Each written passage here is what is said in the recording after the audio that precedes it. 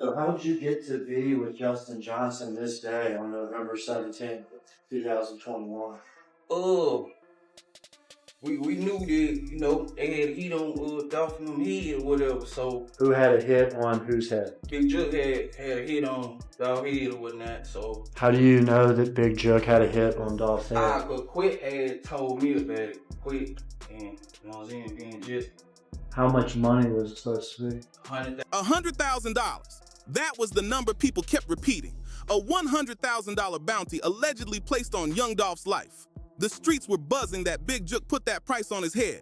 But later, word started spreading that someone had turned around and placed a target on Big Jook too. Then something even crazier happened. When Yo Gotti finally came face to face with the man accused of killing his brother inside a prison visiting room, nobody expected what went down next.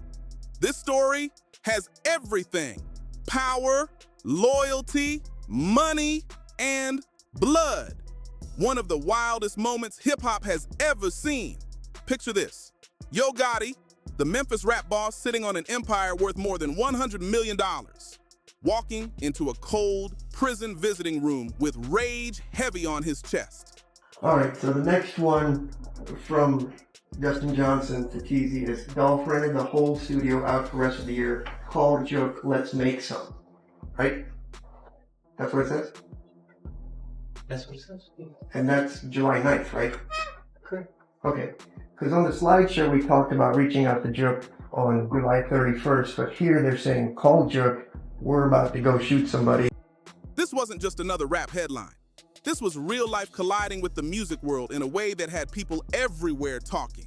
The man who built CMG from nothing stepped into that room carrying years of pressure, rumors, and pain. But to really understand how things reached that moment, you have to rewind the story and break it all down piece by piece. Yo Gotti, born Mario Centel Guyton Mims, came from the Ridgecrest Apartments in Memphis, Tennessee. That neighborhood had a reputation, the kind of place where opportunities were rare and survival came first. Back in the late 1990s, young Mario was grinding hard with underground mixtapes. He was moving tapes out of car trunks, pushing his music any way he could. It was the classic Memphis hustle, turning street energy into rap ambition. Long before the industry knew his name, he was already building a following block by block. Then things started shifting. His 2012 album, Live from the Kitchen, helped push him toward the mainstream. A few years later, the hit Down in the DM had the whole culture locked in and repeating the hook everywhere. It shows on 11/16, 2021 at 17:37, 15 hours. Looks like a 331 second outgoing call from Justin Johnson to Anthony Mims. Right. And you did that much nicer on your slideshow. I just sort of went in and downloaded the actual CDR thing to show all the parts. Suddenly, Yo Gotti wasn't just a regional rapper anymore. He was a national name. But what really separated him from artists who pop up and disappear was his business mindset. Gotti wasn't just chasing hits. He was building an empire. Collective Music Group, better known as CMG, started as Cocaine Music Group and officially launched in 2012. Over the next decade, it turned into a serious powerhouse. CMG started stacking talent fast. Artists like Moneybagg Yo, Black Youngster, Glorilla, and ESTG all came through the camp. Partnerships with Interscope Records added major industry muscle to the operation. Meanwhile, Yo Gotti was making moves outside music too. Real estate investments, big business deals, even becoming part owner of the DC United soccer team. While many rappers were focused on the next song, Gotti was playing long-term strategy like a chess match. But every empire has someone behind the scenes keeping things tight. For CMG, that figure was Anthony Big Jook Mims, Yo Gotti's older brother. Born around 1976, Big Jook was known as the quiet force, holding a lot of things together. Inside CMG circles, he was viewed as the #2 figure, the guy handling talent scouting, promotions, and street connections that kept the machine moving. This is a text from Justin Johnson to Jook. He testified about that, please? Yes, Your Honor. Who are the texts from? So it's from Justin Johnson to Anthony Mims. And I know there's more than one text, but I'm concerned about the one in Memphis. I'm starting with the first one. Big Jook had his own presence too. You could spot him in music videos, showing up on social media with designer fits and expensive cars. In Memphis, many people saw him as a major figure on the north side. Some respected him, some feared him, but almost everybody knew his name. Still, there were whispers floating around the city for years. People in barbershops, online forums, and street conversations kept repeating the same claim. They said Yo Gotti was the public face of the empire, but Big Jook was the one handling the rough side behind the scenes. Nothing like that was ever proven. But the rumors stayed alive in Memphis culture. According to The Talk, Gotti handled business deals and record executives, while Big Jook dealt with problems that couldn't reach the spotlight. So we've already discussed all the hardware store and all the other stuff. With regards to Jook, did you all ever try to interview Jook? Yes. When did you try to do that? When we executed a search warrant on his phone Okay. when he was at the airport. Okay. It wasn't annotated that you guys talked to him anywhere in the police force. The lead detective said you guys never reached out to him. Despite the rumors, the bond between the two brothers was strong. They came up together through the same tough environment, watching violence and struggle all around them growing up. In Memphis, loyalty meant everything. In 2020, Yo Gotti even spoke publicly about their relationship, saying his brother was always there for him. As he put it, "My brother been my rock. He taught me the game." At the time, those words sounded like respect. Later, they would hit very differently. Because the game Big Jook supposedly knew so well was about to collide with another powerful name in Memphis rap, Young Dolph. Young Dolph, whose real name was Adolph Thornton Jr., was leading his own movement called Paper Route Empire. So how did you get to be with Justin Johnson this day on November 17th, 2021? We knew that, they had a hit on Dolph in them head or whatever, so Who had a hit on whose head? Big Jook had a hit on Dolph head or whatnot, so How do you know that Big Jook had a hit on Dolph's head? I could quit had told me about it, quit, and you know what I'm saying, being just How much money was it supposed to be? 100,000. Dolph represented independence in a way that inspired a lot of artists. He didn't rely on major labels the way most rappers did. Instead, he built his brand through pure hustle, turning PRE into a symbol of doing things your own way. The tension between CMG and PRE reportedly started around 2014. According to Industry Talk, Dolph was offered a deal connected to CMG but chose to stay independent. That decision reportedly sparked friction between the camps. What started as a business disagreement slowly turned into a serious rivalry. Then the music added gasoline to the situation.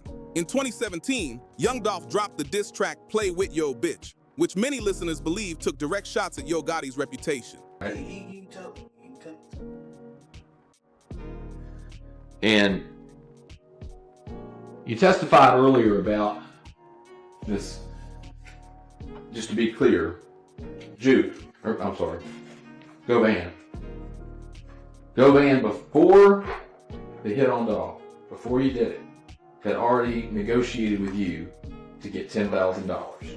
Yeah, for me, and 10,000 just. Soon after, Gotti's side responded with subliminal lines in Designer Party. Fans debated whether the rivalry was real or just marketing drama for attention. But things took a darker turn when real violence started appearing around the situation. In 2017, Young Dolph's SUV was reportedly hit with more than 100 rounds in Charlotte, North Carolina. Somehow, he survived the attack. Later that same year, there was another shooting incident in Los Angeles. And once again, Dolph made it out alive. Rumors started spreading across the streets. Some people pointed fingers toward Big Jook as the one possibly organizing things behind the scenes. Still, nothing was proven, and no direct charges tied him to those events. Through it all, Yo Gotti kept quiet publicly. When asked about online drama in a viral clip, he simply said, "I don't go back and forth on the internet. You're never gonna win." Meanwhile, fans argued nonstop online. Some defended Gotti. Now, I want to be clear about, I'm going to get to that in a minute, but I want to make sure $10,000 to you, you talked about it before, and then he came back to you after the fact and asked you about the 10 because he wanted his money, right? Others accused him of pulling strings quietly behind the scenes. Either way, the tension between CMG and PRE became one of the most talked about rivalries in hip-hop, and nobody could predict how tragic the story would become. Then November 17th, 2021 arrived. Young Dolph walked into Makita's Cookies in Memphis that afternoon, but he never walked back out. The news spread through the city like wildfire. Fans, artists, and entire neighborhoods were shocked. Memphis felt the impact instantly. When the murder investigation and court trials began, several names started surfacing that left people stunned. One moment in particular grabbed attention during testimony. Evidence suggested that Justin Johnson, also known as Straight Drop, was communicating directly with Big Jook before the killing. Defense attorneys brought up phone records and messages in court. According to testimony, there were texts between Johnson and Big Jook. Investigators also mentioned a phone call between Justin Johnson and Anthony Mims on November 16, 2021, the day before Young Dolph was killed. That call lasted 331 seconds, more than 5 minutes. Where were you at when you heard the news that Jook had passed away? And how did it affect you? I think I was riding down the street. I got a call, and I just was like, damn, I hated it for Big Daddy, I hate that for anybody that I know, People immediately started asking questions. What exactly were they discussing during that call? Prosecutors claimed the messages and calls suggested coordination. They described it as communication, connected to a possible murder-for-hire setup that shook Memphis to its core. Another surprising detail came out during court questioning. Authorities reportedly executed a search warrant on Big Jook's phone at an airport. But according to testimony, investigators never formally sat him down for a full interview about the suspects connected to the case. That raised even more questions across the community. Why wasn't he questioned more deeply? Was that a funeral and he was taking a smoke break, or? Yeah, he was at a repast, when they going to celebrate, the life or whatever. Went outside to take a smoke break. And there it was. Then one of the biggest moments in the trial happened when Cornelius Smith took the witness stand. Smith, who admitted involvement in the shooting, gave testimony that grabbed everyone's attention. When asked how he connected with Justin Johnson before the incident, he pointed toward a chain of communication involving another man, Hernandez Govan. According to Smith's testimony, that chain of people was tied to a shocking claim that there was allegedly a $100,000 bounty connected to Young Dolph. A rumor that had circulated in the streets for years suddenly appeared inside a courtroom.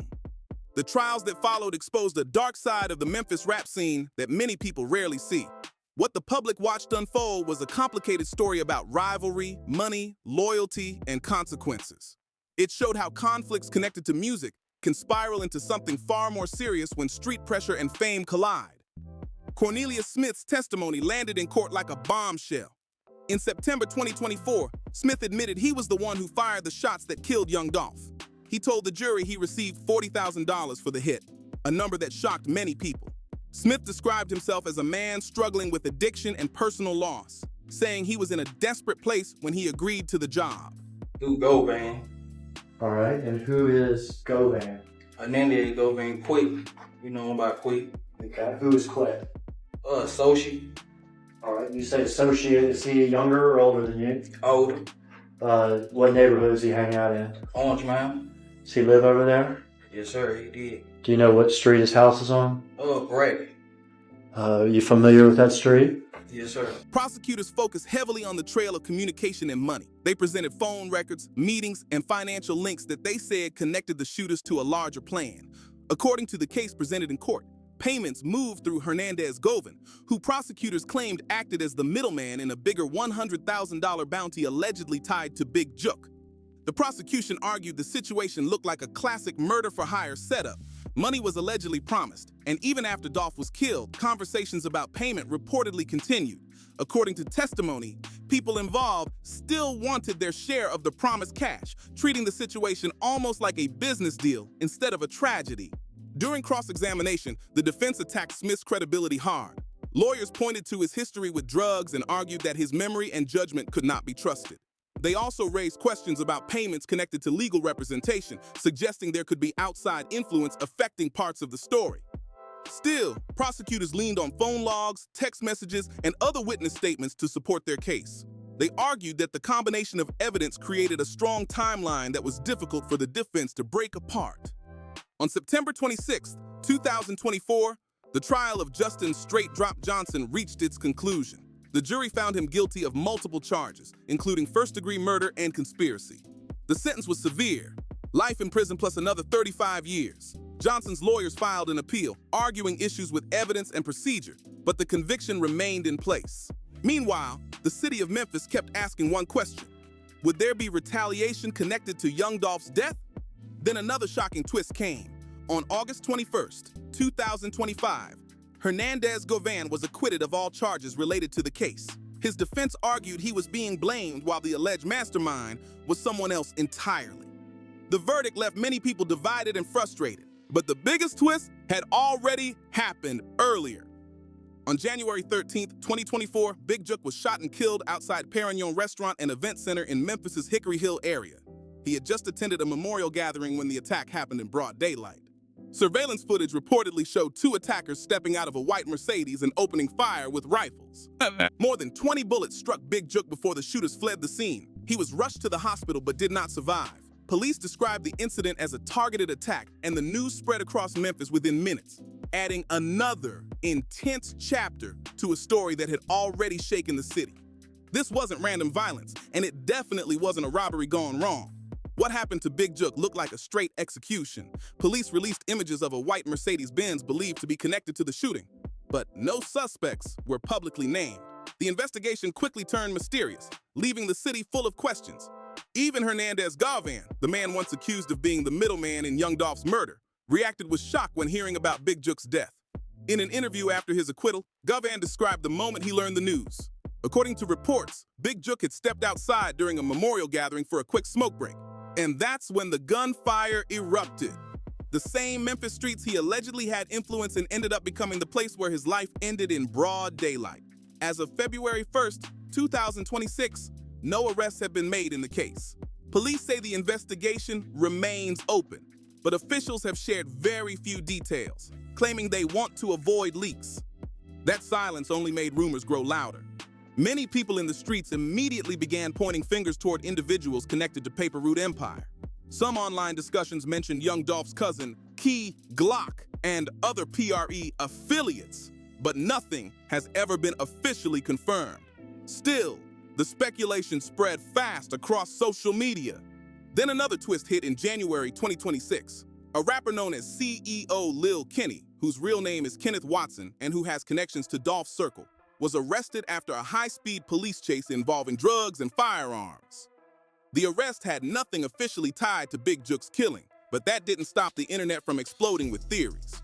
YouTube channels and blogs started pushing stories that the arrest could somehow connect to revenge for Big Jook's death. Some people even claim Kenny referenced situations in his lyrics. Still, law enforcement never confirmed any link between him and the shooting. But the most unbelievable part of this story was still coming. After Justin "Straight Drop" Johnson was convicted and sentenced to life in prison, the drama didn't fade away. While Johnson sat in a cell waiting to begin serving his sentence, something happened that stunned people following the case. Yo Gotti had watched the entire situation unfold from the sidelines. Every court hearing, every headline, every rumor about his brother hit like another blow. In courtroom testimony, prosecutors repeatedly argued that Big Jook played a major role in planning Young Dolph's killing. Those claims painted his brother as the man who allegedly placed a $100,000 bounty. For Yo Gotti, that meant hearing the world talk about his brother as if he was a mastermind behind a brutal crime. Before Big Jook could ever clear his name or defend himself publicly, he was killed in that violent shooting outside the memorial event. The situation left more questions than answers. More than 2 years later, there were still no arrests connected to Big Jook's death. Police kept the case open but shared almost nothing about the investigation, which only fueled frustration across Memphis. Then another rumor started spreading through court documents in 2025. Reports suggested there may have been talk of threats involving members connected to Paper Route Empire beyond just Young Dolph. Those claims added even more tension to an already explosive story. For Yo Gotti, the pressure was heavy. His brother's name was tied to serious accusations. and the situation kept growing darker. According to sources speaking privately about the situation, Gotti eventually made a move nobody expected. Not long after Justin Johnson was sentenced to life behind bars, Yo Gotti reportedly arranged to visit him in prison, and that meeting would become one of the most talked about moments in the entire saga. How Yo Gotti allegedly managed to get on Justin Johnson's approved prison visitor list is still a mystery. Some people believe his powerful industry connections and ties through Roc Nation may have helped open doors. Others think money might have quietly changed hands with someone inside the system. Either way, prison officials never gave clear answers, keeping the situation surrounded by speculation. What actually happened inside that prison visiting room has mostly been pieced together from scattered witness accounts and leaked reports. The scene itself was intense. Yo Gotti sitting across the table from Justin, straight drop Johnson, the man convicted in the killing of Young Dolph. The situation carried heavy irony. Johnson had been tied to the crime prosecutors said was connected to Big Jook, Gotti's own brother. At first, the conversation was reportedly calm. Two men from Memphis, both shaped by the same tough streets, sitting face to face. Their lives had become tangled through a chain of violence that had already taken multiple lives and shaken an entire city. During the trial, testimony revealed that after the shooting, Johnson allegedly sent a message saying, "We got him," to Big Jook. Prosecutors argued that message showed the shooter celebrating the moment the job was done. Those words reportedly stuck in many people's minds. But Yo Gotti wasn't there to talk about music deals or old connections. According to the accounts that surfaced later, he wanted answers. One question weighed heavier than everything else. Who was responsible for Big Jook's death? Johnson couldn't have carried out the shooting himself because he was already in custody when Big Jook was killed. Still, he knew the streets. He knew the people involved in Memphis politics and rivalries. According to reports from people familiar with the situation, the conversation eventually turned tense. When Johnson either refused to give information or said something that pushed emotions too far, the atmosphere changed quickly. At that moment, things reportedly escalated fast, with claims that Yo Gotti suddenly grabbed a makeshift object that had somehow been brought into the visiting area.